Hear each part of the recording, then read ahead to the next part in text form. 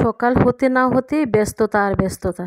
মাকে নিয়ে আমাকে অনেক ঝামেলা পোহাতে হয়। তাকে রেডি করা, নাস্তা খাওয়ানো, তারপর স্কুলে নিয়ে দিয়ে আসা। আসসালামু আলাইকুম, কেমন আছেন সবাই?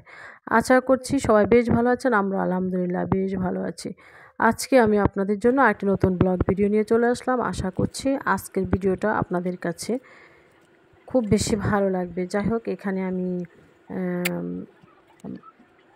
আমি পায়েস বসিয়ে দিয়েছি, এখানে দুধ দিয়েছি, পায়েস বসিয়ে দিয়েছি। আর এই পাক দিয়ে আমি এখানে বাসায় কিছু কলা নষ্ট হয়ে যাচ্ছে, তাই ভাবছি কলাগুলো কি করা যায়।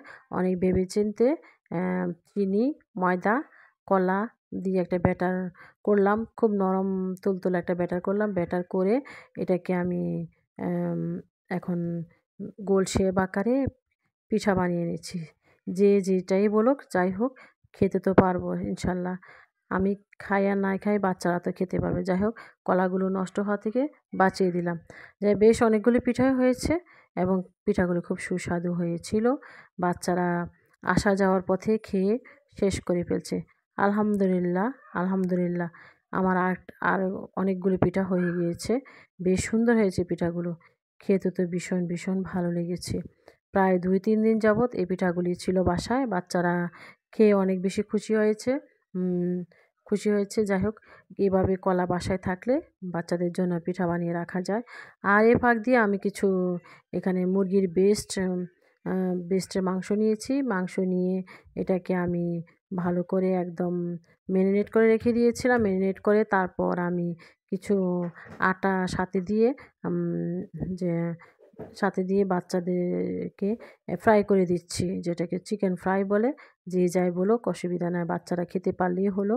আমি বিকেলবেলা এটা সন্ধ্যার পর বানিয়ে দিচ্ছি, বাচ্চারা খেয়ে পড়তে বসে যাবে। যাই হোক, অনেক সুন্দর হয়েছে, খেতেও বেশ ভালো হয়েছে।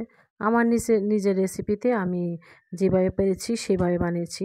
আমি মুরগির বেস্টটাকে খুব লম্বা লম্বা করে চিকন চিকন করে কেটে নিয়েছি। কেটে নিয়ে তারপর আমি এভাবে বানিয়েছি।